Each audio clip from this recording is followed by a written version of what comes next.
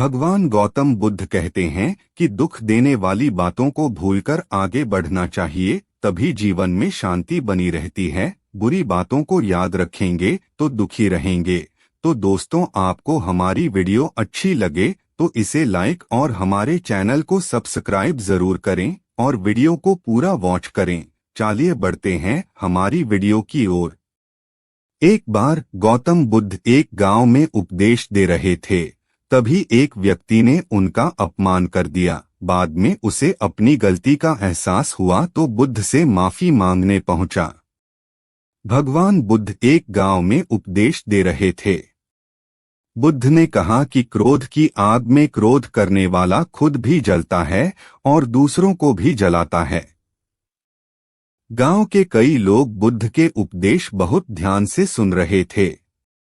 उन्हीं लोगों में एक बहुत क्रोधी व्यक्ति भी बैठा था। बुद्ध की ये बात सुनते ही वह गुस्सा हो गया और बोलने लगा कि बुद्ध, तुम पाखंडी हो। बड़ी बड़ी बातें करना ही तुम्हारा काम है। तुम लोगों को भ्रमित कर रहे हो। क्रोधी व्यक्ति लगातार बुद्ध का अपमान कर रहा था। वहां बैठे सभी लोग ये देखकर हैरान थे कि बुद्ध ये सब बातें शांति से सुन रहे थे।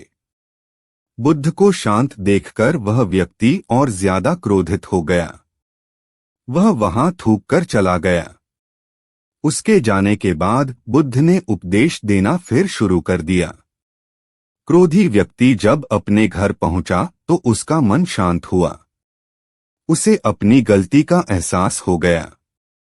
उस समय रात हो गई थी। अगले दिन वह सुबह जल्दी उठा और बुद्ध से क्षमा मांगने पहुंचा, लेकिन उस गांव से बुद्ध निकल चुके थे। वह व्यक्ति बुद्ध को खोजते हुए पास के गांव में पहुंच गया। वहां उसे जैसे ही बुद्ध दिखाई दिए, वह उनके चरणों में गिर गया और क्षमा मांगने लगा।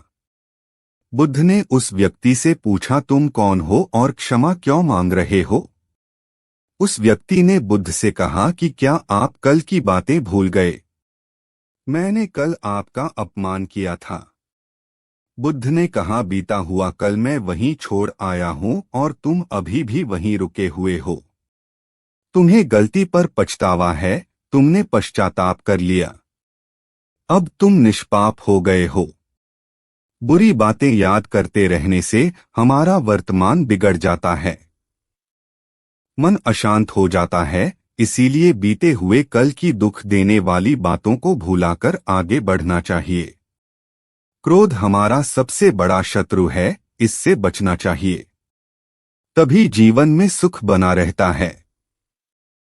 तो दोस्तों, वीडियो कैसी लगी इसे लाइक भी करते चले। चलिए बढ़ते हैं और एक कहानी की ओर।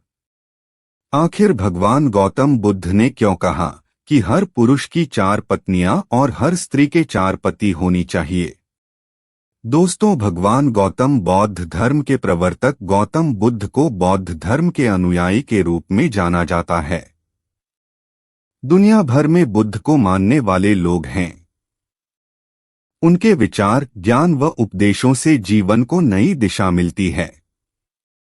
भगवान गौतम बुद्ध को विश्व के प्राचीनतम धर्मों में एक बौद्ध धर्म का प्रवर्तक माना गया है।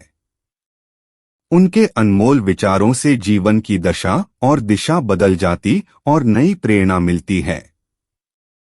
लोग उनके उपदेशों और विचारों को ग्रहण कर उसका पालन करते हैं।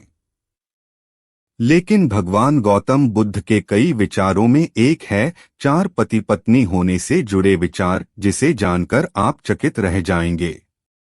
गौतम बुद्ध के अनुसार हर पुरुष की 4 पत्नियां और हर स्त्री के 4 पति होने चाहिए। लेकिन आखिर उन्होंने ऐसा क्यों कहा और इसके पीछे का कारण क्या है, इसका जवाब आपको इस कहानी में मिलेगा। गौतम बुद्ध द्वारा सुनाई कहानी।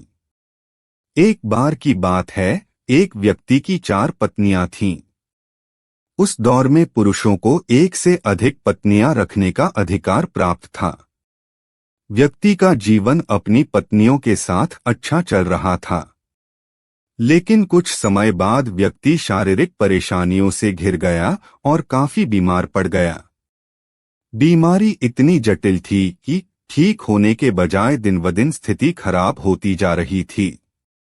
अपनी हालत देख व्यक्ति को यह समझ आ गया था कि उसकी मृत्यु का समय नजदीक है। इसे लेकर वह उदास रहने लगा। पहली पत्नी का जवाब। एक दिन उसने पहली पत्नी से कहा, प्रिय, मेरी मृत्यु नजदीक है। मैं जल्द ही अपने शरीर का त्याग कर संसार से मुक्त हो जाऊंगा, लेकिन मैं अकेले नहीं जाना चाहता हूँ। मैंने हमेशा तुमसे प्रेम किया और आज भी करता हूँ। क्या तुम मेरे मृत्यु के बाद मेरे साथ चलोगी? यह सुनते ही पत्नी खामोश हो गई और अंत में उसने हिम्मत जुटाते हुए पति से कहा, स्वामी, मैं जानती हूँ कि आप मुझसे बहुत प्रेम करते हैं और मैं भी आपसे उतना ही प्रेम करती हूँ, लेकिन आपकी मृत्यु के साथ हमारे अलग होने का भी समय आ गया। यह कहते हुए पहली पत्नी ने मृत्यु के बाद उसके साथ चलने से इनकार कर दिया। दूसरी पत्नी का जवाब। इसके बाद व्यक्ति अपनी दूसरी पत्नी के पास जाकर उससे भी यही प्रश्न पूछते हुए कहता है, क्या तुम मृत्यु के बाद मेरे साथ चलोगी? जवाब में दूसरी पत्नी कहती है, जब आपकी पहली पत्नी ने ही आपके साथ जाने से इनकार कर दिया तो मैं आपके साथ कैसे जा सकती हूँ? यह कहते हुए वह भी उसके पास से चली जाती है। तीसरी पत्नी का जवाब। व्यक्ति की मौत अब बेहद करीब रहती है और वह मृत्यु के बाद अकेले होने के कारण उदास मन से तीसरी पत्नी को बुलाकर भी यही प्रश्न करता है। तीसरी पत्नी भी मृत्यु के बाद उसके साथ जाने से इनकार कर देती है। चौथी पत्नी का जवाब। मृत्यु को और करीब पाकर अब व्यक्ति की सारी उम्मीदें खत्म हो चुकी होती है और अंत में वह अपनी चौथी पत्नी को बुलाता है और हिम्मत जुटाकर वही प्रश्न पूछता है जो उसने अपनी 3 पत्नियों से पूछे थे। व्यक्ति कहता है, मैं मरने के बाद जहां भी जाऊंगा, क्या तुम भी मेरे साथ वहां चलोगी? तब चौथी पत्नी कहती है, स्वामी, मैं आपके साथ जरूर चलूंगी। आप जहां भी जाएंगे मैं भी आपके साथ चलूंगी और आपका साथ दूंगी, क्योंकि मैं खुद भी आपसे दूर नहीं रह सकती। कहानी का सार और सीख। कहानी को सुनाते हुए भगवान गौतम बुद्ध अंत में कहते हैं, हर पुरुष और महिला के पास 4 पत्नियां और 4 पति जरूर होने चाहिए। यह इसलिए क्योंकि उसे भी चौथी बार में हाँ सुनने को मिले।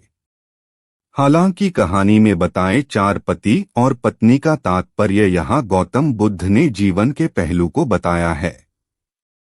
गौतम बुद्ध के अनुसार इस कहानी में पहली पत्नी हमारा शरीर है, जो मृत्यु के बाद हमारे साथ नहीं जा सकती।